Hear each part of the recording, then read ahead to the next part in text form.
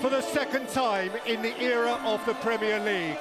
Now 20 times the champions of England, Liverpool.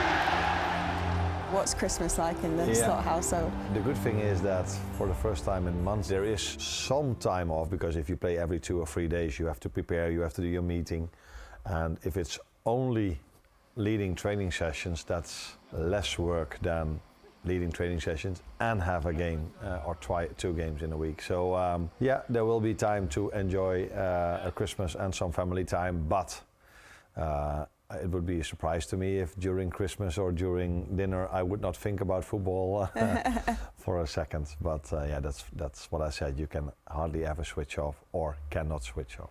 Well, you said you've had some time to reflect. If we think about the season so far, it kind of feels like it's been in stages, doesn't it? And you had all the late winners early on, a more difficult period. Does it feel like you're coming out the other side of that now? Are you seeing positive signs of that? I definitely see positive signs, especially the new signings. I've said it, I think, many times. They had to adjust to the Premier League. Some of them had to adjust to Premier League and Champions League, because we had Milos Kerkers, for example, was a signing of the Premier League. So he then doesn't have to adjust to the Premier League, but he had to adjust to 3 games a week. And I can see them adjusting better and better physically towards the demands of the Premier League and the Champions League. If they adjust better and better, that normally leads to better performances. And if you have a better performance, leads to better results. When we think about some of the new players you've mentioned, Ekitike is someone that's shining at the moment. What qualities do you think he has from a coaching perspective? You see him every day on the training ground that have taken him to such a strong start here. Now, he has many qualities, as we can all see. He's a good finisher. He's very comfortable on the ball. But what stands out for me, for him, because we have only very good players, he belongs to the fastest players we have. That was one of the things I wanted to add to this team. Incredible pace, because I see many of the top teams have 1, 2, 3 individuals that have pace that is exceptional. Of course, we faced Paris Saint-Germain last season, where we had to face Dembele, Barcola, Doué, all of these incredibly fast players. So that is what we've tried to add with him. Right, some massive breaking news reaching us from Liverpool. Matter of hours after their 3-3 draw at Leeds United, Mo Salah has delivered a bombshell interview to journalists. He said, "It seems like the club has thrown me under the bus. I don't think I am the problem. I have done so much for this club." In terms of his relationship with Arne Slot, he says that the relationship has broken down. I know you've been asked so many times about the Mo situation, and you've said, I want to put that behind us as far as you're concerned, it's finished. Did that Brighton performance from him, when he came in, he was tracking back, he got an assist as well, feel like a closing of a chapter on the pitch? Yeah, I think when I used him in the squad again, that was already a sign that we've moved on, and I brought him in the first substitution I made. So we moved on, but now he's at the AFCON. And he has important games over there, so it's fair to him and to the Egypt team that we don't talk about him as much here if it comes about Liverpool, and that's also fair to the players we are having, because we have to play a lot of games as well. So I think it's in the best interest of us, him, and Egypt that we've already shown with actions that we've moved on after his Leeds interview, and now he needs his full focus on Egypt, and we need our full focus over here. If we think about the year as a whole, you know, you've had lots of highs, lots of lows. One thing that's really struck me about you is you feel very calm, composed all the time. I like you said recently, and I'm polite, but I'm not weak. I just wanted an insight into that mentality, and if you always have that calmness behind the scenes as well. Yeah, I think so. Yeah.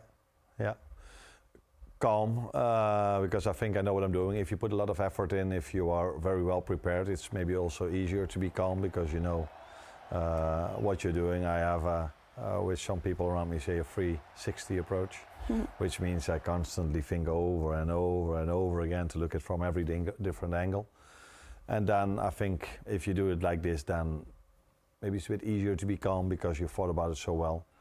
But that doesn't mean weak is a way of saying it, but another way of saying it, that doesn't mean I'm afraid to take difficult decisions or hard decisions or be hard to players when it comes to what I expect from them. And I think that's what the best players in the world, or at least these players here at Liverpool, which are the best players in the world, also ask from you. Because if they want to stay at that level, you should tell them what they do well, but definitely also if they had a game that wasn't that good or a run of games that weren't that good, that you tell them what should be done better. Who gives you advice? A lot of people. I have a lot of people in my staff where I speak to a lot. Privately, I have some good friends. My children give me a lot of advice. Not to say I always listen to them, but they definitely have their opinion about lineups as well. Really? Yes, of course. But I don't know if we could call that advice. But no. So, but the serious advice is, of course, from your staff members around you and some other people that are close to me and are also football related. Incredibly proud, but not only on the players. I think everybody knows what the effort they've put in this season and for the last few years, but the people who are standing here, FSG, sports directors, everyone, my staff members, we should give them a big round of applause as well. Let's forget that it's the second in 35 years, it's the second in 5 years. And finally, if we look ahead to the year 2026, what would you like to see from this Liverpool side? I hope we can keep on progressing, because I see a lot of very good signs. I can see, and I hope people see this more and more now, why we thought we needed to make a certain change in the summer. And I see promising signs during games. Unfortunately, not too many times over 90 minutes. And I think this is where we have to improve, because there are a lot of teams that can play well, but it's very hard to be consistent, especially if you play Premier League and Champions League, because you need to be on top of your game for 90 minutes every 3 days. But I can see the signs heading in the right direction.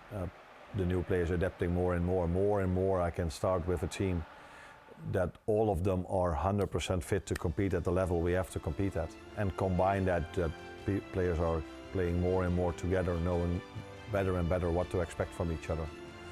I hope we can continue growing, because in my opinion, that's what we do.